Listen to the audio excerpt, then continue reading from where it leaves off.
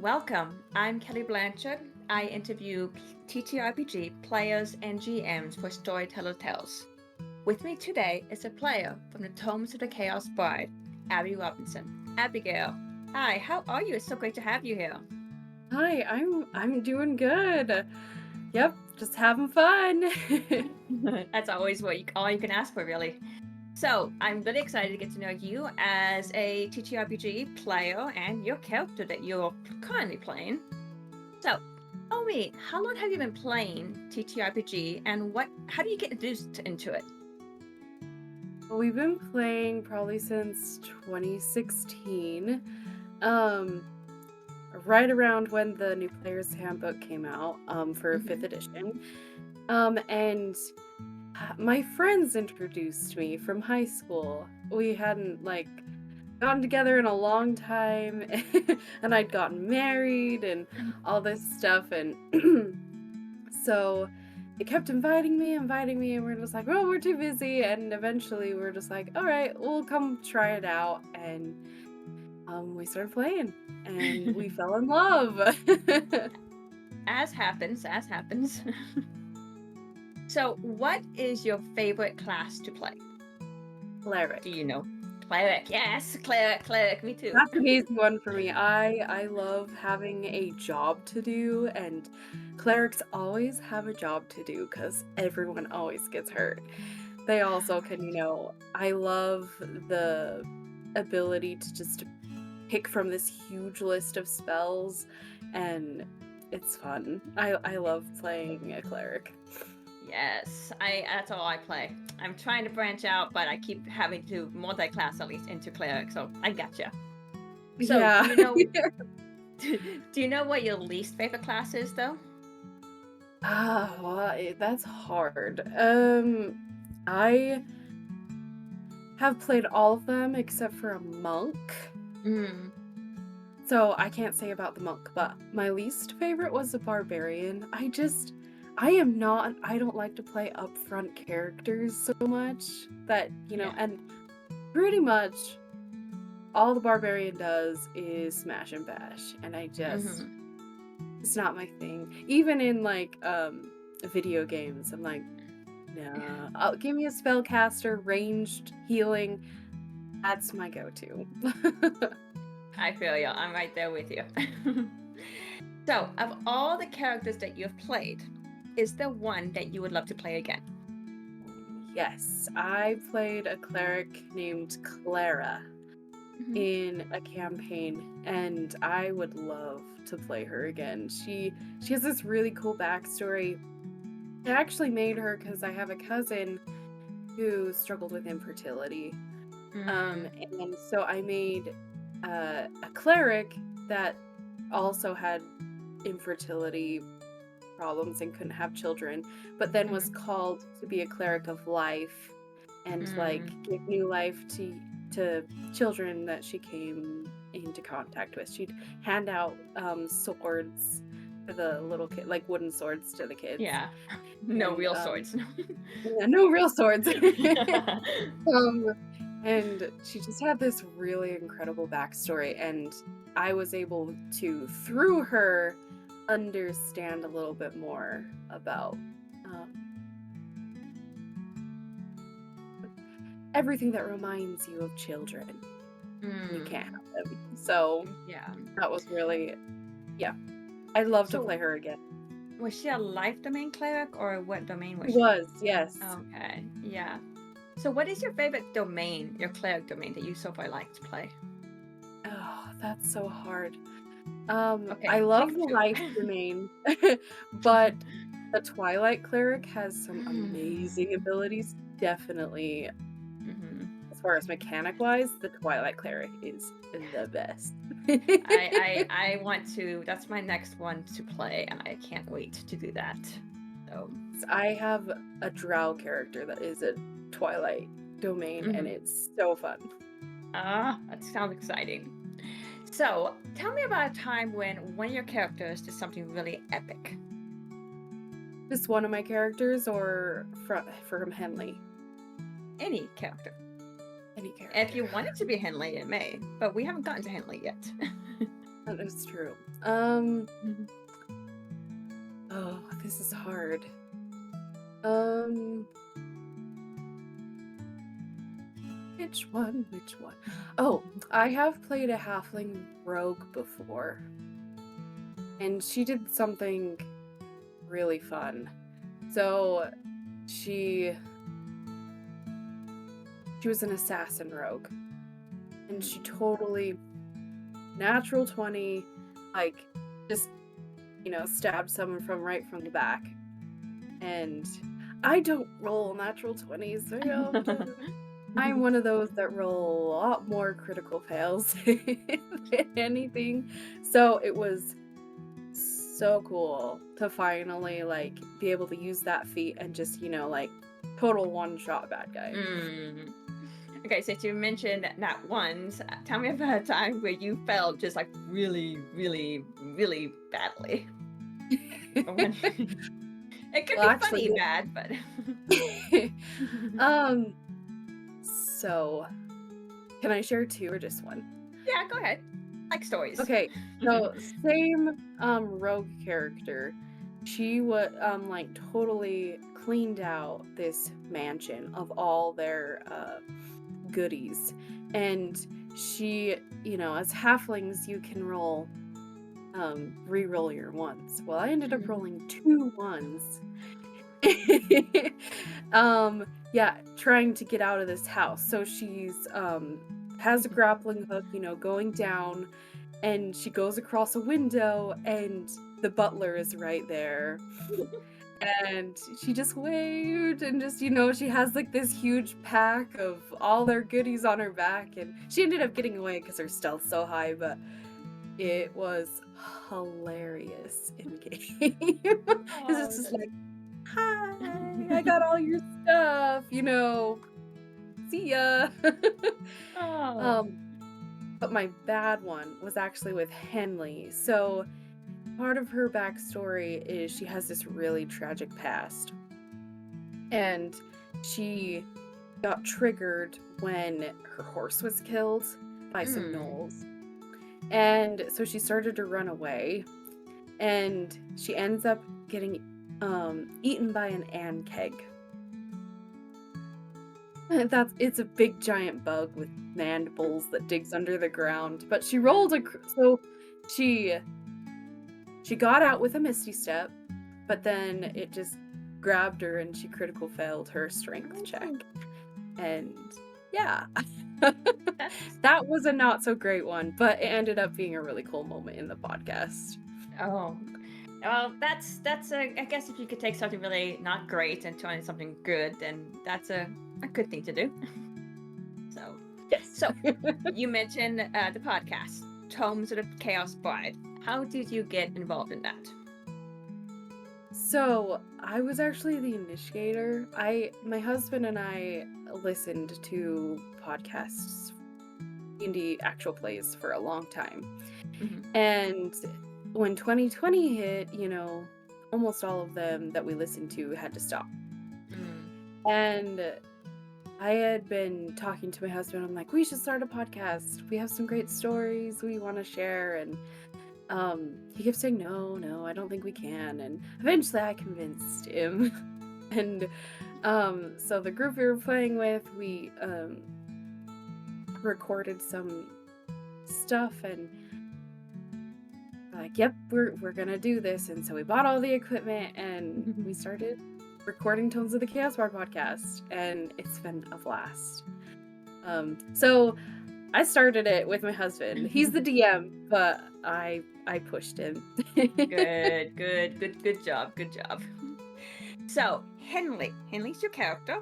What Yes. inspired you to create her? I actually didn't create her. She was an NPC in campaign 2. Before this is technically Tomes of the Chaos Bard is campaign 3 we've tried to play in this world setting that my husband created. And she was an NPC in campaign 2. But I really wanted to play her, and of course I've branched out from what the original character concept was. Yeah. But what inspired me, she if I had to pick like, TV show characters, she's definitely has some Merida qualities in her. She is a ranger. Hmm. Um she also I don't know if you've seen My Little Pony, but she definitely has some Fluttershy qualities. She can be pretty shy. She's more timid, I guess, than Hmm. shy, just because of her past. Hmm. And she had a very famous adventuring father Hmm. that was murdered.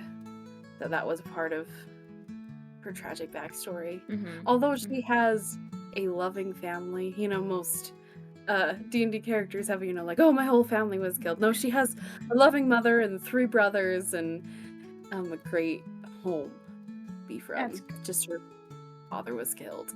Yeah. So you mentioned ranger. She's not a cleric. Nope, she is a ranger. She does have healing, Uh-huh. and she has a little bit of magic to her from that, but also some arcane magic. Um, Hmm. kind of fae-like powers. That's what she has, Misty Step, and Ah, she's a I see. horizon walker. Awesome. Awesome. Interesting. So if you had to pick one item to represent her, what would it be? It'd be a spell. Ah, sure, make it a spell. Misty Step. She likes it's just really um magical and really great to get out of bad situations, and she's really good at getting out of bad situations that she puts herself in. Okay, so So my question was that, like, does she how often does she get into bad situations that she puts herself into? quite frequently, because she's sort of the stealther in the group. Hmm. So and my as a player, I'm very good at rolling critical fails and really low numbers. So he's really good at Hmm. getting out of bad situations. I can see then why you definitely want to be the cleric and stay back and not do that. Yeah. Because the worst that you could do on a critical fail is like, well, 1 hit point to heal. Like, sorry, you just got back by once. So, so where would you like to see her character arc go? I would like to see her have more healing. Like, as in her heart, because right now she's very standoffish and untrusting, except for a few people in her party. Right now in the campaign, we just had a new character come in. His name is Tick, and he's a goblin. And part of Henley's tragic backstory is her ranger fort burned down, and it was burned down by goblins. So she's like, yeah, no, this isn't a good Hmm. idea. And Hmm. she very much hates him, very xenophobic and like angry with Hmm. goblins in general. She doesn't necessarily hate Tick, she just hates goblins. But she hates Tick. Hate stick. Yeah. So Yeah. like, I would love to see her at least, like have Tick maybe like save her life or do something nice for her, and she just maybe be like, I still don't like you. But sure, you know, that's probably as much acceptance as he'll get. I like it. I like um, it. I hope but that yeah, happens. Yeah. I'm hoping so. Right now, he's pretty tense because the person who plays Tick is like one of my best friends, and so it's like really hard. I hate But them. it's fun to play, right? Oh yeah, I'm just gonna adjust a little. Oh, you could. My legs are falling asleep. There we go. So, tell me about a time when Henley surprised you. Oh, she surprises me all the time. Um, there was a moment we had an Avalon arc where we had our a tournament to get in to see the Duke of Avalon, Hmm. and um Henley failed miserably in the archery portion. And it's like, this is my thing. I should be amazing at this. Also, the stealth portion. she should have done amazing at as well. Failed. Two critical fails. And I'm just like, seriously. Like, so that was really hard for me as a player, but it was also really difficult as Henley because she has this really famous ranger father. And like, she's like, this is, what am I supposed to do? And she also, people aren't necessarily her thing. And to fail in front of so many people was extremely difficult and hard for her. And it eventually led to, they did eventually get in to see the Duke. And she told a little bit of her story of, the fort burning down. And turns out the Duke, very shady guy, by the way, was hiding that there were any survivors at the fort. And so she's like, oh crap. So it eventually had to come out about what happened. And Henley's involvement, actually, of why the fort burned down, which is... Yeah, she had a hand in that. No. Sounds really tragic. Yeah. So, if she had to describe each of the other party members with one word each, like each character gets a word, how would she? What words would she give to each character or each party member? Roscoe would be reliable. Boudreaux would be swampy. Fenrir would be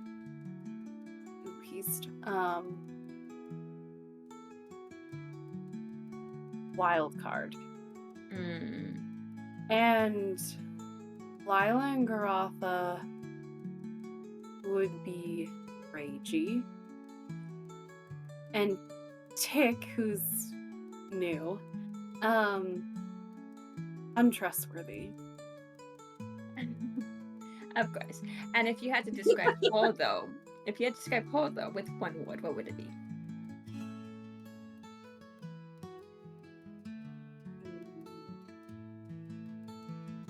Untrusting. That's fair. I could see that.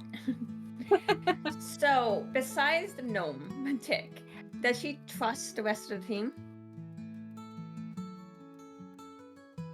Yes, but with different things. She trusts Roscoe wholeheartedly. He's the leader of the group.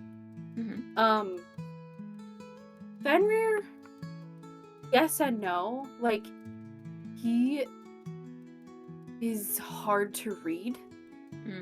So, like, sometimes it seems like he's with the group, and then there's other times where he is more in it for himself. Boudreaux, he is just...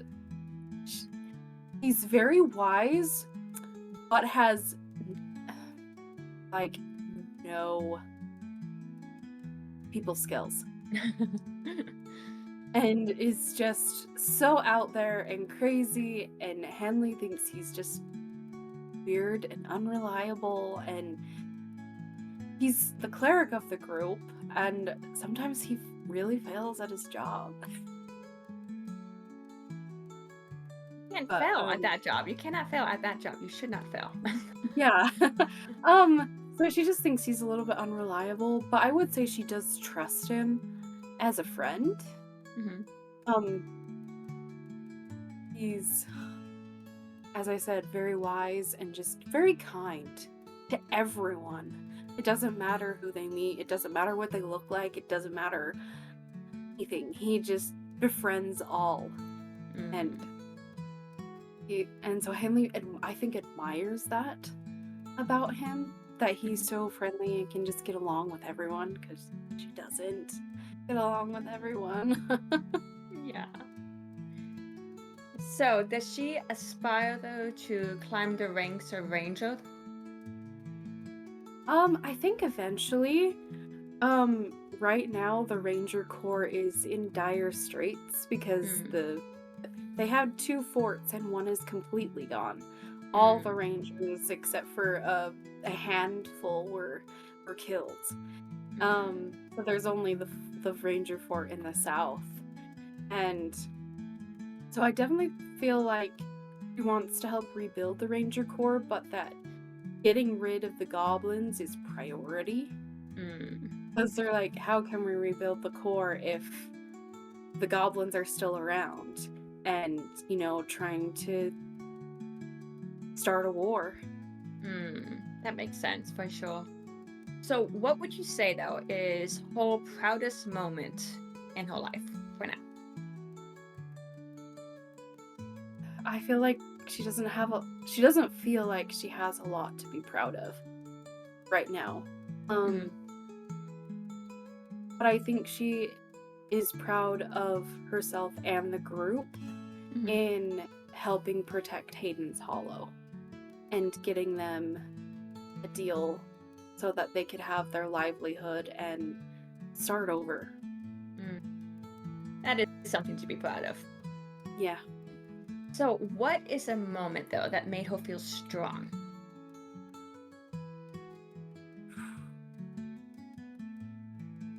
When they were battling in the cave against an evil paladin, she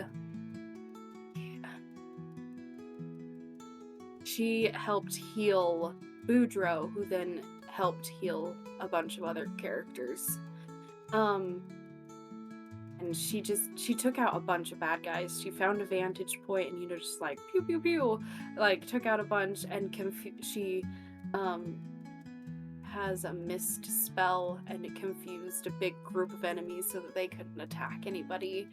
And she kind of took the leadership role because the two others that normally take the role were down or out.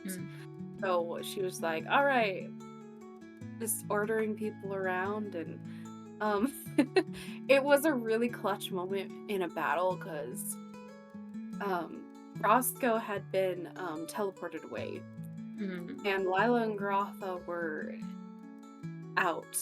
They and Boudreaux was down, so it was just her and Fenrir was like bloody. So it was like, oh, it's down to me. So she like misstepped to a couple people and just threw a healing spell on them and like, get up and heal people. And it was a really big turning point because she sometimes feels like she's more of a hindrance in the party just because she has PTSD and mental things she's going through. That's understandable. So, you mentioned how the Ranger Fort had been destroyed. Would you say though that was the moment where she felt weakest, or was there another moment where she felt the weakest? Oh no, definitely after the fort, she was definitely her weak point because she thought she was getting revenge, and ended up like destroying part of what her father built. So yeah, that would hurt. That would be hard. So, what brings you the most joy about playing Henley? Seeing and feeling her growth of like acceptance of her past choices and like forgiving herself and being okay with failure, like just that growth. And also I love shooting bows. It's so much fun. Yeah, that is fun. So, if you had to describe the Tomes of the Chaos Bard in one word, what would it be?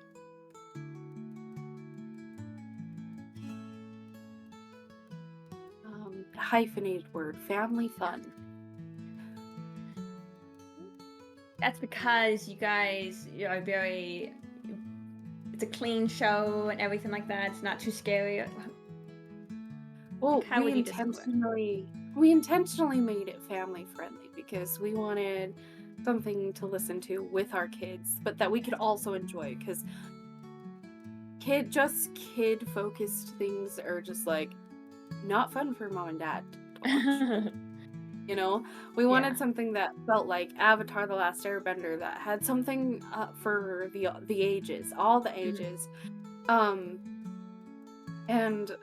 that's why we sort of made this podcast. Like, we have things we call spell time, and we do a Hmm. little like xylophone zing, and we actually read the spells on air so Interesting. that you know what the spell does. And and we meant it for like a teaching purpose because that's how we learned how to play. It was not just Hmm. by playing, but by listening to other people playing. And Yeah. so we wanted That, families to listen together. that is really wonderful. That's a great thing to bring to the community for sure. So hopefully this interview will get you some more brand new listeners. And of course, they have no idea what's in store. So what would you say that they can expect in terms of the show, besides it Well, being family friendly? we have lots of arcs now. Mhm. Technically, we just finished our first quest of saving Hayden's Hollow, so we're into Act 2. We have over 80 episodes Wow. and also other content. We have Solemn's Columns, which goes over news and Solemn reads the 5-star reviews that people give, and he makes Oh. commentary on the reviews, and they're quite funny. We have Dear Boudreaux, where people write in like a Dear Abby column on our Solemn's column, and Boudreaux answers their Oh. questions. He's our Cajun dwarf. Uh, um, we have two um new songs. Like what's the column called? It's not a column. It's our Chaos Chronicles, where Mm-hmm. we actually do a radio show. Like it's not role played, it's we write a script and we role play them out with sound effects, so it's like an old-timey mystery radio show, and we have original songs that David has sung for those radio shows. Um, and they're really, really, really good songs. I'm gonna have to But check they that out. and they give like a little insight into other stories that are going on during the the main story. Hmm. There's one where the Duke has one that we talked about in Avalon, and there's another with Mendrick, who's the bad guy, sort of Hayden's Hollow. He has one, so Oh.